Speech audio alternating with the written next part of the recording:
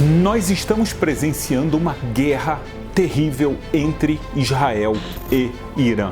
Na verdade, não é somente o Irã, é o Irã e as suas terríveis garras que vão até a Síria, que vão até o Líbano, em nome do Hezbollah e assim por diante. Mas será que isso aqui é algo casual que está acontecendo? Ou você está vendo as escrituras falando para você uma profecia que está acontecendo nos seus olhos, mas ninguém conseguiu te explicar? Veja bem, qual é a origem do Irã na Bíblia? Muitas pessoas não sabem. Nós sabemos que Noé teve 3 filhos. Um deles é Sem, Shem em hebraico, ou seja, que lhe dá origem aos povos semitas, entre eles, é claro, o povo de Israel, os descendentes de Abraão. Mas não é somente isso. Sem ou Shem, na forma correta da sua pronúncia, ele teve muitos filhos. Um desses filhos se chama Eilam. Eilam é exatamente o lugar chamado hoje em dia de Pérsia, no passado Mesopotâmia, que corresponde exatamente ao território do Irã, talvez parte também do Iraque. Essa é a parte bíblica disso. E isso aqui é fantástico, porque, ou seja, você começa a entender que o Irã é um povo, é uma nação bíblica original que ela aparece, e se Deus coloca o nome dela, é porque vai ter uma importância. Prova disso é que a gente tem uma profecia em Jeremias sobre o Irã. Deus diz ao profeta: "E porei meu trono em Elam e destruirei dali o rei e os príncipes." Não termina aqui. "E acontecerá nos últimos dias que restaurarei os cativos de Elam, diz o Senhor." Então a gente vê aqui algo sombrio. O povo de Elam vai ser duramente castigado. Quando o profeta Isaías fala isso, não tem nada à toa. Por quê? Porque foram povos que fizeram o mal na história. Eles escolheram um caminho errado. Nem sempre o povo todo, às vezes é somente parte do povo, uma liderança muitas vezes tomada à força, exatamente o caso do Irã para quem conhece a história. Então ele vai, faz o contrário da vontade do Criador, e Deus fala: isso não vai ficar assim. Isso acontece não somente com Elam, ou seja, com o Irã. Isso acontece com vários outros povos, basta você ler as profecias bíblicas. Muito bem. Então, esse povo será castigado porque ele vai contra a vontade do Criador, mas também, curiosamente, ele será restaurado e os cativos de lá irão voltar. Há uma alusão de que não é todo o povo de Eilam, ou seja, de Irã. Eu quero deixar uma coisa clara. Aqui não é um jogo de palavras, e é por isso que a gente sabe que Eilam é o Irã. A ideia é, a gente sabe que esse povo vivia exatamente no território que corresponde hoje em dia à Pérsia, ao Irã. E esse povo, na Bíblia, ele vai fazer um confronto contra o povo de Deus, o povo de Israel. E é por isso que ele será castigado. Então a gente está vendo que também uma parte desse povo será restaurado. Por quê? Olha só que coisa interessante. Qualquer pessoa que sabe do que acontece hoje em dia no Irã sabe que a situação interna não é simples. Por quê? Porque, por um lado, você tem os extremistas que tomaram poder à força do Shah Reza Pahlavi, e eles colocaram uma ditadura ferozíssima que qualquer pessoa que se opõe ao sistema, ele é duramente morto. Não fica nada assim, não existe uma oposição realmente real no Irã, porque é um governo que ele é feito à força, é uma ditadura muito dura, que vai muito contra também todas aquelas partes da mulher, os direitos da mulher e assim por diante.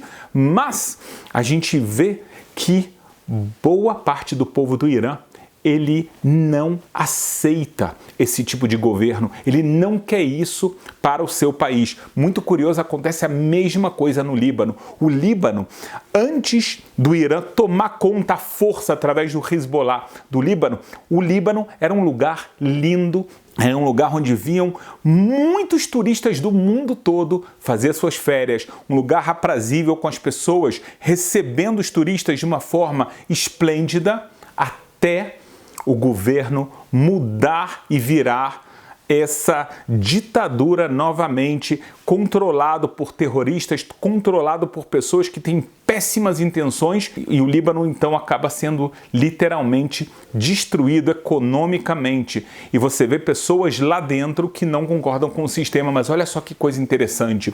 Se você se lembra, há não muito pouco tempo atrás, Israel, com uma operação do Mossad cinematográfica, eles revelam todos os planos da usina atômica do Irã. Como foi possível que Israel conseguiu todos os documentos? O primeiro-ministro de Israel, Benjamin Netanyahu, mostrou aos olhos do mundo todo. O presidente então dos Estados Unidos, Barack Obama, muito ingênuo, queria fazer um acordo com o Irã prometendo que a gente não está fazendo nada de atômico. De repente teve que ver todas essas informações. Como Israel conseguiu isso? Como o Mossad conseguiu se infiltrar? A resposta, a gente já tem livros que contam isso. É uma história longa, mas eu quero te contar que sem a ajuda da população local, sem a ajuda de agentes do exército e da inteligência iraniana que não apoiam o governo do Irã atual, Israel não teria conseguido isso. Então eles tinham toda uma rede de espiões lá dentro, e esses espiões, eles querem que o regime do Irã caia, porque eles não apoiam. Então pode ser que a gente está vendo aqui uma parte da guerra bíblica, completamente a profecia acontecendo, e você entende agora por quê que tem pessoas que são cativeiros. Por que essas pessoas não serão castigadas juntas se elas são do povo de Eilam? Porque elas não concordam com o comportamento dos seus líderes e de parte da população. Então a gente agora está entendendo muito bem. Existe Eilam, que é traduzido como Irã hoje em dia, que faz guerras, faz lutas, faz batalhas contra Israel. Eles serão duramente castigados, mas os cativeiros irão voltar. Ou seja, há uma profecia de que esse governo, essas atrocidades, essa ideologia tão pesada não vai durar para sempre. Então você começa a perceber que Deus está falando com cada um de nós, mas muitas pessoas não sabem ler a Bíblia, não sabem interpretá-la corretamente, não entendem o que Deus está falando. É por isso que eu estou aqui para você, é por isso que existe a Academia de Moisés, onde eu acompanho você na sua trajetória para que você entenda a Bíblia corretamente. Agora, veja bem, não é a única profecia que a gente vê. Uma profecia muito conhecida que a gente tem um excelente vídeo no canal é da guerra de Gog e Magog. Gog, um rei da terra de Magog. E o que ele vai fazer? Essa profecia, ela tem vários livros dos profetas da Bíblia hebraica. Ela aparece em Zacarias, ela aparece em Ezequiel e assim por diante. De uma forma resumida, a gente vê que existe um líder que virá do norte e ele reunirá muitas nações para lutar contra Deus e o seu povo. Dentre essas nações, veja só, será que é coincidência o que eu vou ler para você agora? Filho do homem, volta o rosto contra Gog, da terra de Magog, príncipe de Ros, Mazeque e Tuval, e ele vai trazer com eles a Pérsia, Cush, o Put. Olha só, ele vai trazer com ele a Pérsia. A Pérsia é Eilam, a Pérsia é o Irã. Exatamente esses lugares. Curiosamente aparece Put, que na verdade é outro povo, mas eu acho que na cabeça de cada um de nós, a gente não pensa, será que também não tem aqui uma alusão a Putin? Mas isso aqui eu vou deixar para você pensar sozinho. Mas fato é que a Bíblia fala, de uma profecia que vários povos vão se unir, vão se juntar para lutar contra Deus, assim diz o profeta Ezequiel. Você vê então que vai haver uma guerra, é uma guerra que está escrito que vai acontecer no final dos dias e a Pérsia vai participar. Então você vê que Eilam, o Irã, vai estar dentro disso. A gente já vê que esse movimento que acontece hoje contra Israel, ele cada vez tem, infelizmente, mais braços. Você vê o braço do Irã, você vê esse braço, essa garra terrível, como eu falei, indo na Síria, no Líbano, um país que não tem nada a ver com o conflito, o Iêmen, mandou mísseis contra bases dos Estados Unidos e Israel, você não consegue entender. E, inclusive, você vê líderes mundiais, infelizmente, inclusive no nosso querido Brasil,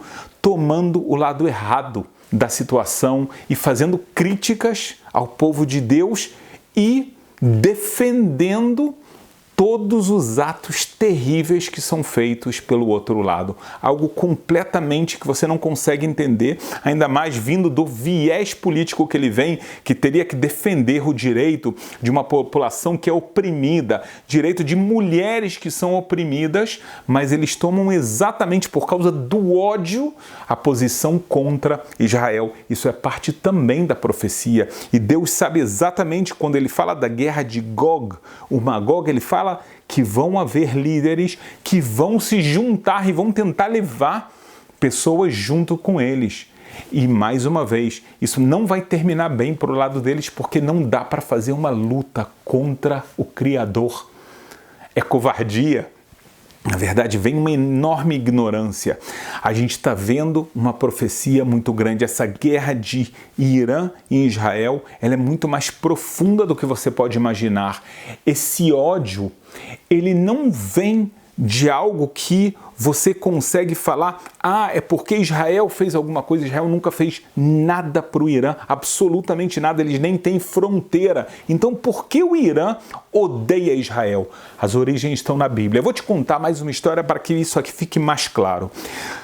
A gente tem o livro de Esther. O livro de Esther que está na Bíblia, ele conta algo que também é surpreendente.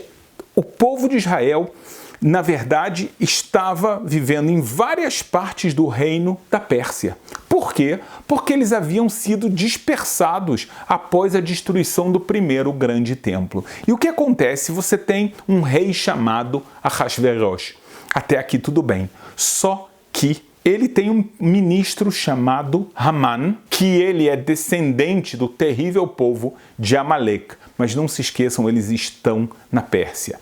E Haman convence Ahasverosh de que o povo de Israel é um povo que ele está disperso, pode se tornar perigoso, então nós temos que fazer uma solução final para eles. E por incrível que pareça, o rei Ahasverosh, ele aceita essa proposta. Então existe até uma data que foi feita para o extermínio, calculado por Haman. No final das contas, Deus mexe todos os pauzinhos, ele faz o próprio Ahasverosh se divorciar, matar a mulher dele, casar com outra mulher que ele não sabia o povo que era Esther, e Esther, de repente, ela se revela: eu sou do povo de Israel, você quer acabar com o meu povo? E no final das contas tem toda essa reviravolta e todos aqueles inimigos acabam, ao invés de serem aquelas pessoas que vão exterminar, são os exterminados. São as pessoas que são castigadas duramente. E a gente está falando, mais uma vez, desse mesmo território. É algo completamente surreal. Agora você para e pensa, qual o motivo que Haman tinha? Qual o motivo desse ódio? Por que querer destruir o povo de Israel que vivia lá em paz e não fazia mal a ninguém? É um ódio bíblico. Então, na verdade, isso tem uma raiz bíblica que você começou a entender. Quando Deus, ele divide os povos depois de Noé, vários desses povos vão se opor à parte da descendência de Sem. Exatamente a parte que corresponde a Abraão, a Isaac e a Jacó. Porque eles não querem que desse lado seja feita uma grande nação, que de acordo com Isaías foi feita para iluminar o mundo. Então, alguns povos vão se levantar, povos como Ismael, que desde o começo ele maltrata Isaac, ele não quer o bem de Isaac, a ponto de que Sara vê isso e ela fala: Abraão, não dá para deixar os dois juntos aqui. Ismael vai acabar trazendo um mal muito grande para o nosso filho Isaac. A gente não sabe o que pode acontecer. Abraão, ele fica chocado, mas o meu filho Ismael, como é que eu vou tirar ele de casa? E Deus fala: a sua esposa tem razão. Tira ele, afasta os dois. Ou seja, Sara estava vendo aquilo que o próprio Abraão não conseguia ver. Ela já estava conseguindo ver uma espécie de ódio, uma desavença muito grande. E isso acontece não somente com Ismael, a gente vê Eilam também.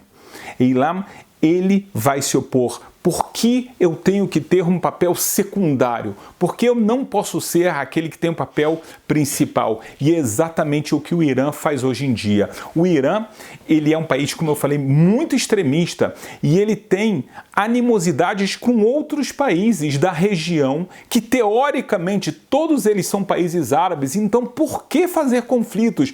A guerra do Irã e do Iraque durou mais de 10 anos e teve milhões de baixas. A troco de quê?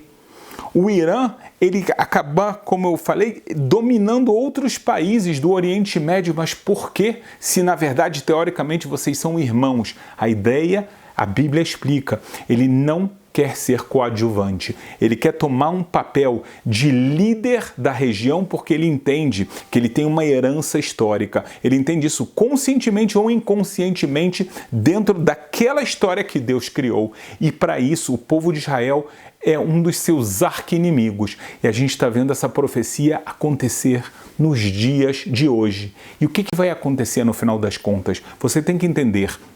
O conflito não é por território. Israel está num lado, o Irã está muito distante.